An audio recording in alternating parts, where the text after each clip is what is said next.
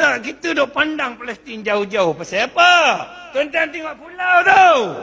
Pulau tu tuan-tuan, nak cerita dari sejarahnya, kepunyaan Sultan Kedah.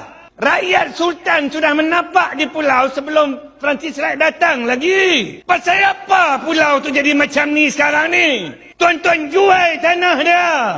Ni Cina ni mula marah ni tuan-tuan. Sama juga di Palestin. Orang Palestin jual tanah kepada Yahudi. Tuan-tuan tengok dulu di Pulau Pinang. Berapa banyak tanah orang Melayu. Bukan Pulau Pinang sebarang ni. Pulau tu. Saya nak bagi tahu tuan-tuan dan puan-puan ni. Kalau perangai kita terus macam ni, jual tanah rezerv hilang, tuan-tuan tanggung dosa ini. Apa benda yang perlu kita buat ni?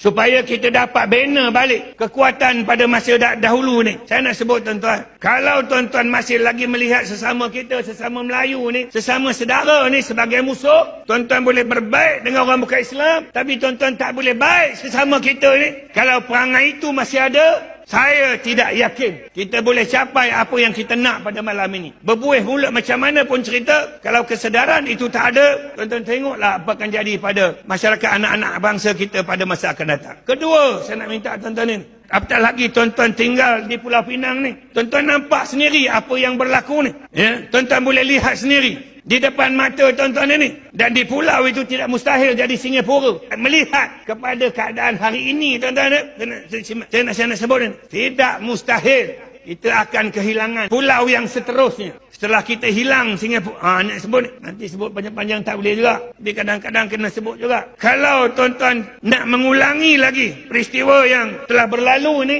tidak mahu jadikan dia sebagai satu pengajaran. Sebagaimana Allah sebut, fa'tabiru ya ulil absar. Allah kata, Allah beri amaran kepada kita. Ambil pengajaran daripada peristiwa sejarah yang telah berlalu. Kalau tuan-tuan tak ambil iktibar juga, tuan-tuan biar macam tu aja. Tuan-tuan tahu itu masalah, tuan-tuan tak cuba selesaikan, tuan-tuan biarkan macam tu, saya bimbang.